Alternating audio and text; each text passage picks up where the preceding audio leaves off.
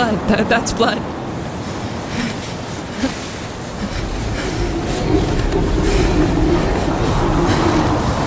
Where did it go? Where is it?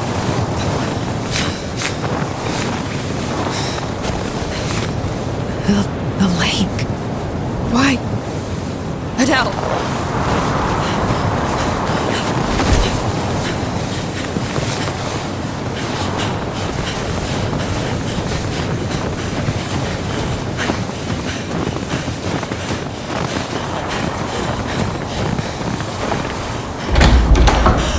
Adele!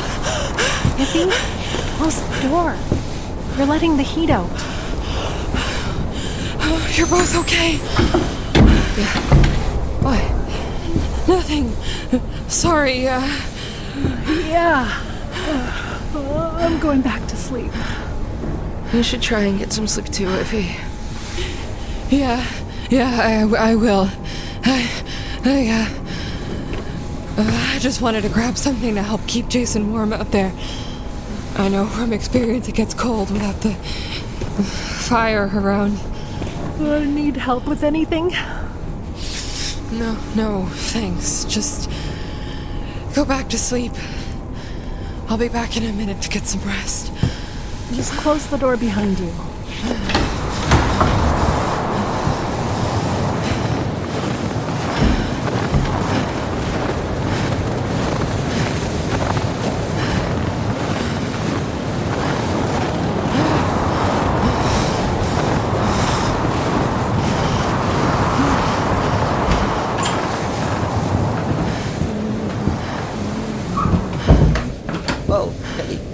Something? I thought you might want a sleeping bag or something to keep warm.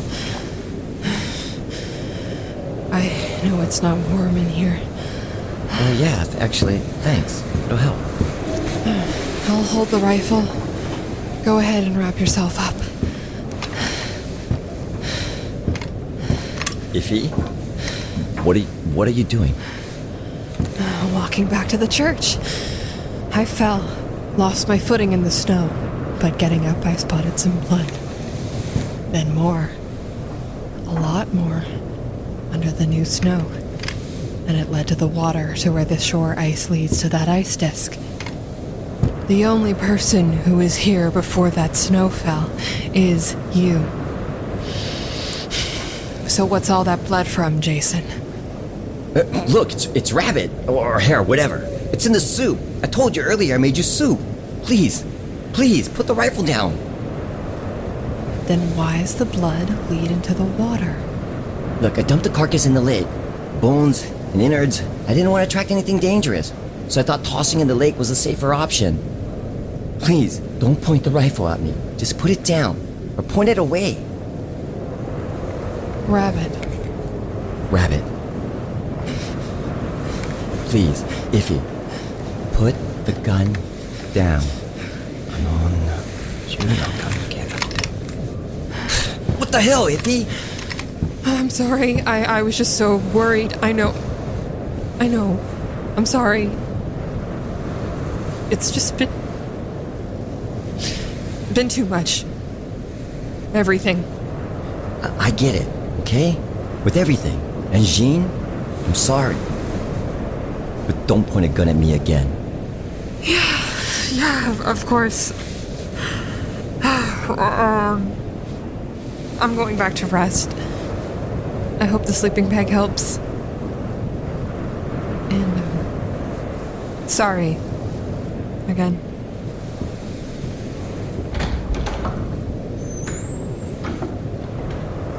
And you left me alone with that? Shut up and go back to pretending to be asleep. She's crazy violent. You shouldn't want to be around her just as much as me. What did I just say? Fine. Shutting up.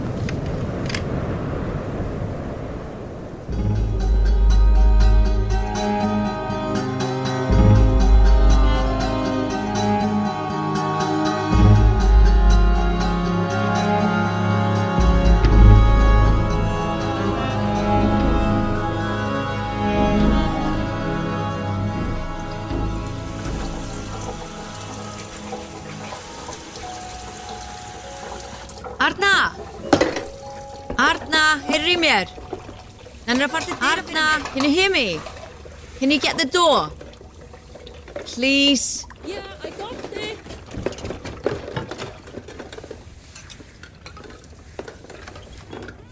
Hey, Mom, it's Uncle Tryggvi.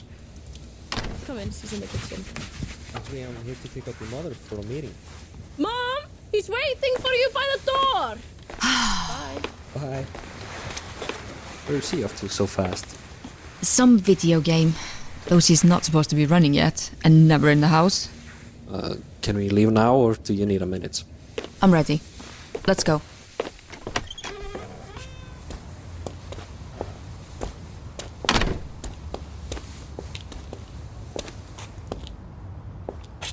Is everything okay?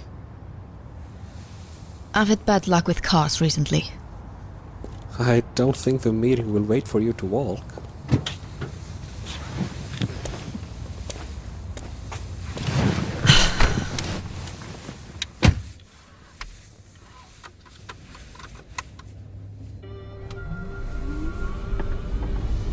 Tryggvi, what's it like having a child without the luck? It's normal. He's happy and healthy and full of ideas. I worry every day. I worry every day. I always have. Different types of worry. You worry if your children will have a happy future, if they will feel content with their grades, or if the gift you bought them will make them happy. I worry about these things too, but I also worry if Eyþór will get cancer, if he'll get food poisoning, if he'll come back from a school trip unharmed, or if he'll come back from a trip alive. I know these are exaggerated, but they're also not. The full realm of possibilities exists, good and bad. With that, with the worries, how do you get through the day? Everyone gets through their day, Denise. Our life isn't harder, yours is easier. Even I am lucky it's only Eyþór I need to worry about, not my parents, my siblings or myself. So I could put all my worries and fears in one place. I understand. We are lucky. But Eyþór will never need to know what we do. Eyþór will never be faced with our decisions, not if I can avoid it. He has a freedom we don't. Even so, we were dealt the better hand. Were we? Some think so. I'm not always sure. I hear you spoke with Viðar. Just assume I know everything at this point, please. It's my job. Yes, I spoke with him about the recent changes. We've always gotten along, and he has no reason to lie to me. And he knows I'm not a threat. You know, out of all our family, you're the worst liar. It's refreshing. You know it too, so you just don't lie. It's exhausting enough as is. Very true. Viðar thinks so too. I just hope to never be part of it, but now I just feel unprepared for what's happening. And unable to help, and all I want to do is find a solution. I know you want to find out what's happening without having to pick through the family bullshit, but it's not possible. At least act like you're following the family's lead. If you want to know the full truth, you can. You are a true daughter. Nothing is off limits for you once they know you're serious about it. It all just depends on how dirty you're willing to get your hands while you dig. We're here. You're not very encouraging. Didn't we just talk about how exhausting it is to lie? Is this way. Need anything first? Coffee? No, thanks. Don't worry. And if you get bored, there's a little number in the bottom right-hand side of the presentation that tells you how many slides are left. I'll keep that in mind. No promising there isn't more than one presentation, though. Hulda. Now that you both have arrived, let us get to it. Yes, let's... It's not so often that a family, even one as close as ours, comes together like this. But we meet when it is required, because in this world, who but family can we really rely on? It may not be true for all, but for us, blood means everything. All of you have been brought up to date on the recent incidents that have been inflicted on our family. Grandmother has chosen not to attend today's meeting and remains at the hospital resting. Also, Arna Dísdóttir is now safely home after her injuries during the attack in Berlin. Dís, we all wish your daughter a swift and easy recovery, cousin. Thank you. And now we must work to ensure that nothing so egregious ever befalls our family again. Our recent incidents are in no way isolated. While such events have not previously befallen our family, there are other families that have been afflicted with this misfortune. We must at this point address whether or not to approach a study of these greater incidents in the larger stage, both current and past, and, if so, determine how we wish to proceed. Can you clarify what you mean? Past? That's what I'm doing, Thora. Patience. In 2010, as these may be able to back up, the family in Sweden suffered the loss of a true daughter and secondary heir. It was a confusing and aggravating time, as our side was also active, and while attempting to facilitate a possible stabilizing cure to their family issues, our relationship with the Guardians was damaged. We lost Jonas. Yes. But due to their secondary heir openly rebelling against the will of the Statz, she died. Such things have happened several times. Over 12 known events have been documented across 12 families in the last 300 years. These violations either ended in the death of a true family member or their permanent injury. Other incidents occurred when true family members abandoned their duties. In some cases, injuries or issues were able to resolve and heal themselves after the affected individuals returned to the fold, so to speak. Their luck reinstated. Are you implying that my daughter's unknowing abandonment of side responsibilities led to her injuries? I've already had this asinine conversation. She doesn't know anything. Let me finish. I don't have the time to stay here all day. Each time these injuries or occurrences came to pass, they were themselves isolated, each unrelated. Families could attribute the loss of protection to the individual actions or inaction of a family member. The blame could be placed on the victim. So she's blaming Arna again? Everyone is upset. No, they are all thinking how it could possibly affect grandmother. She has never gone against the will of the Statz. The accusation is unsettling. Oh, grandmother. These were the incidents of the past, spread out over vast amounts of time and space, and explainable within each family. But, as of 4 years ago, we have recorded events that have no simple explanation or shoulders to blame. These events began even further back in 2010, in South America, where the largest of the continent's sites had been destroyed. Now, within the last 4 years, its family saw the early death of an elderly true sister, a boating accident that harmed 4 of the true family, and the miscarriage of twins by a true daughter and heir. That was only the beginning. Other families suffered, and now we suffer. Everywhere the favor of the families is waning. Additionally, for several years now, our research department has been tracking unexpected and upsetting activity. Types of radiation, magnetic field variations, and climate system patterns only previously recorded to convene at known sites. Now, they're appearing at points across the globe, and while we've been sending survey and research teams out for several years now, some have never returned. Some families have been very forthcoming with their own research on these anomalous readings. Others have withheld their research and knowledge. Regardless of the activities of other families, at this point our team has concluded that no one knows why these anomalies or accidents are happening. As such, we do not believe that Arna in any way deserves what happened, but because we don't, it is all the more frightening. My husband Matteo has been working hand in hand with the research department for several years now, focusing exclusively on the study of these anomaly sites. Matteo. Hello. Now, for those interested... So it's not just me. No one knows.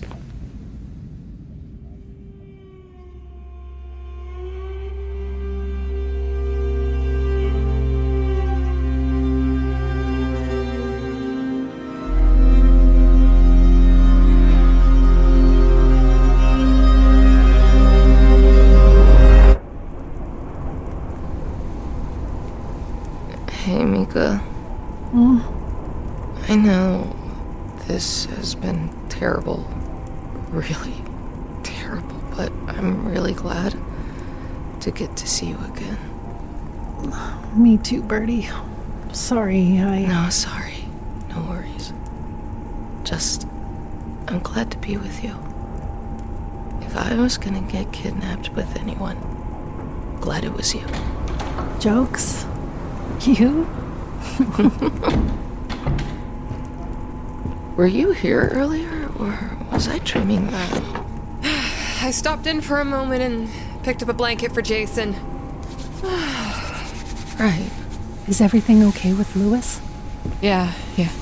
He's still tied up. No changes there. He ranted for a while, then just went back to sleep. He was still asleep when Jason took over.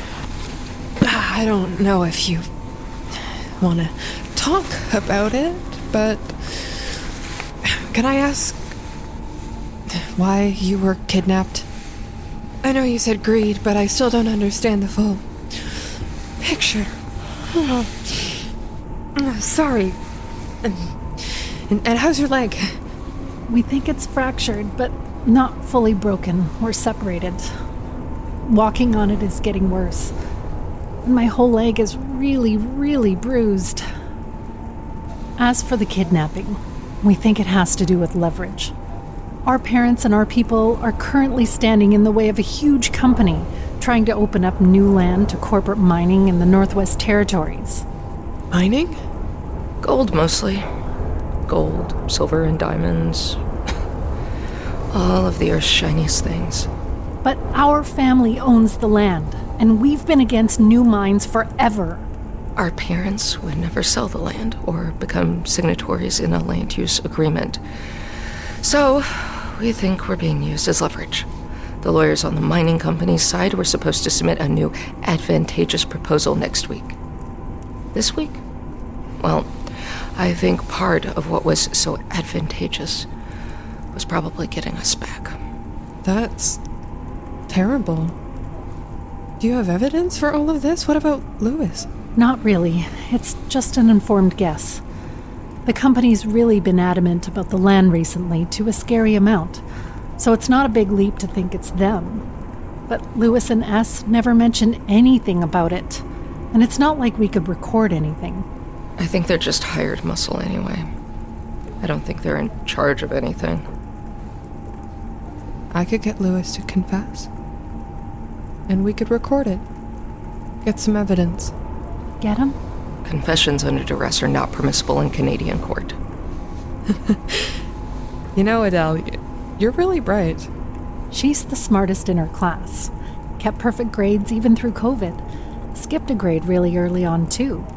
And she's going to go to UBC to study geology. Geophysics, and I haven't applied yet. You'll get him. No question. No question. Yeah, so we don't have any evidence, but the timing is too much of a coincidence to, be a coincidence. Don't worry. We'll find something to nail him with. First, we just have to get back home. That's the priority. Speaking of Lewis, did Jason bring him anything to eat? I don't know. We were cleaning up, then sleeping. Not really worrying about his well-being right now. Or ever. Is there anything warm to eat? Yeah, over there. Soup. Right. Thanks.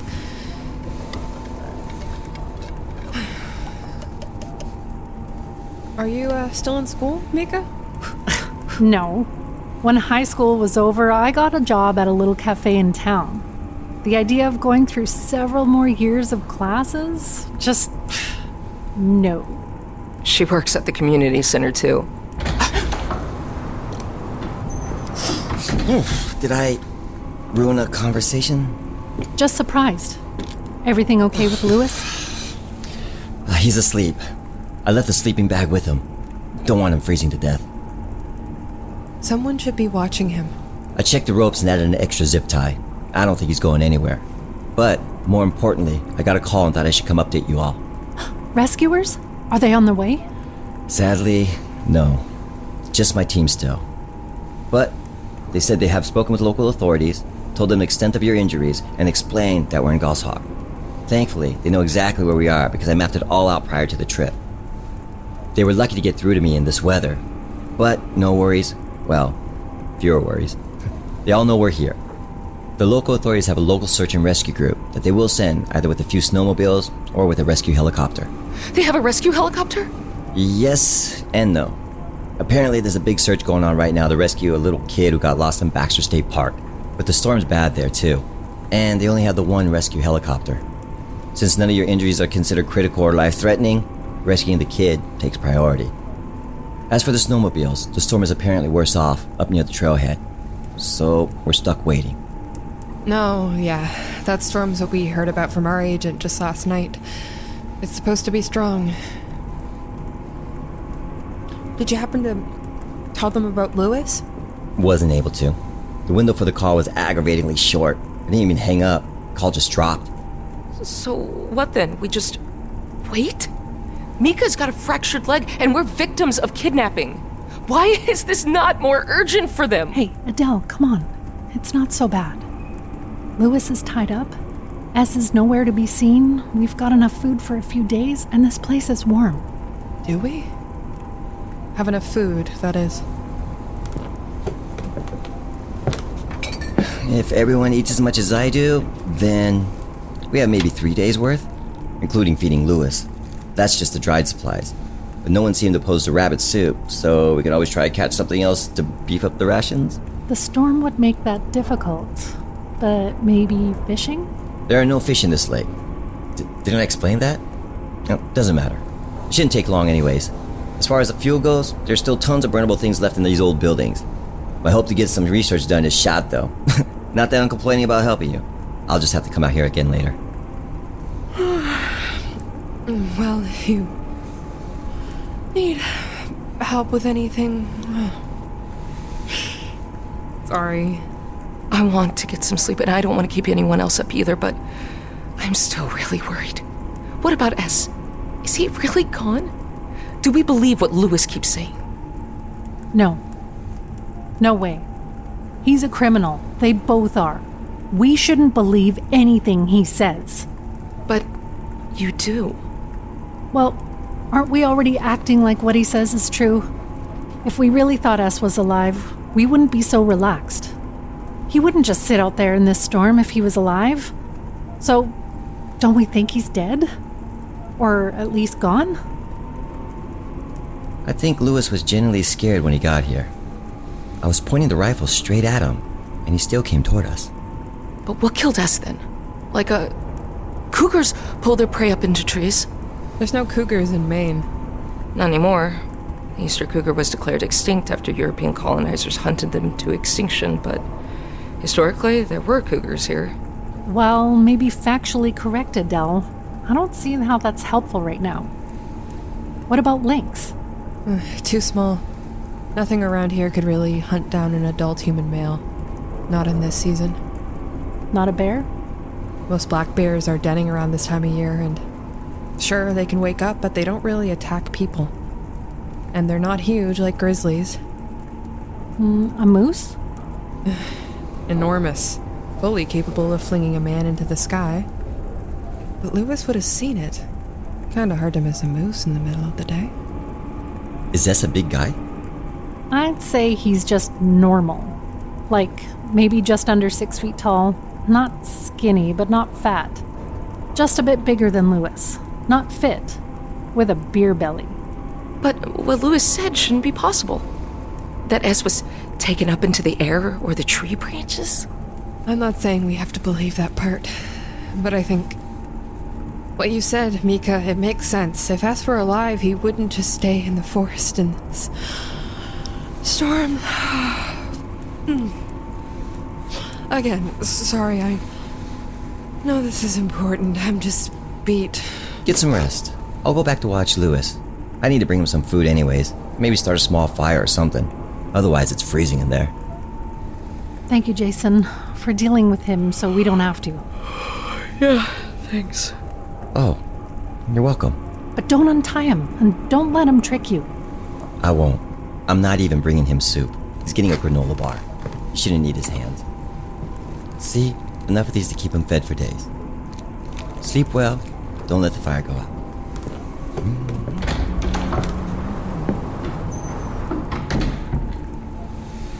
Okay, sleep time. Are there any soft things to lie on? Any spare sleeping mats? Yeah, there's a whole nother sleeping mat under the old chair. Oh, perfect. Okay. We're lucky. There's enough food. And it's warm. It's good. We have enough. For everyone.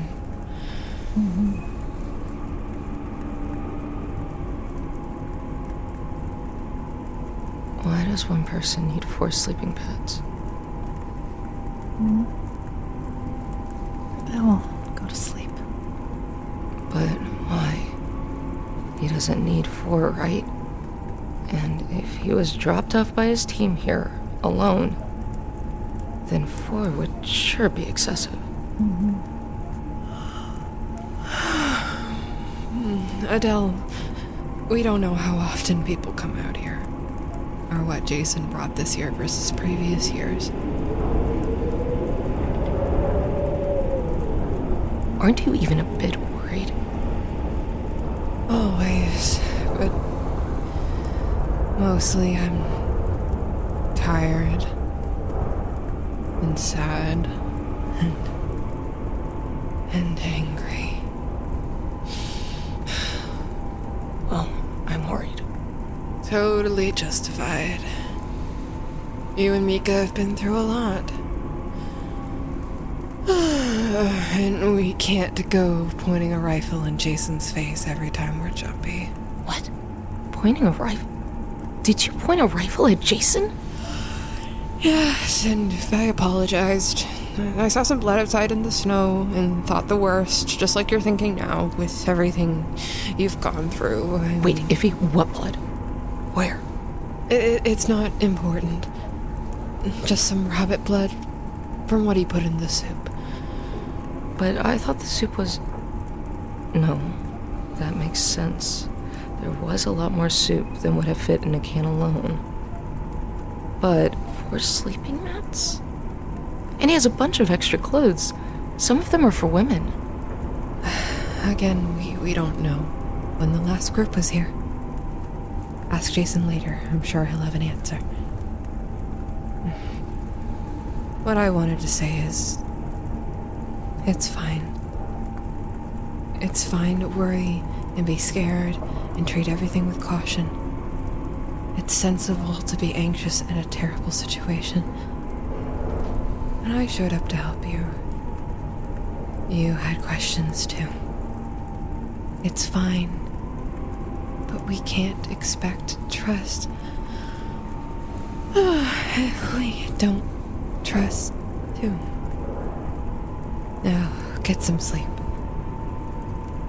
We're lucky we're this warm and this well-fed given what we thought we'd be facing. Yeah.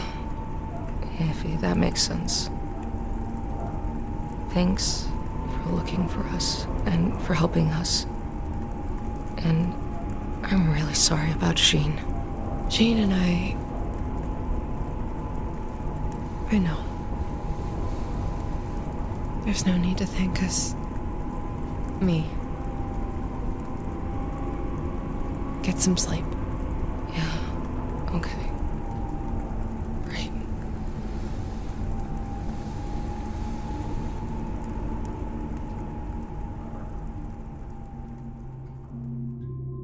The White Vault.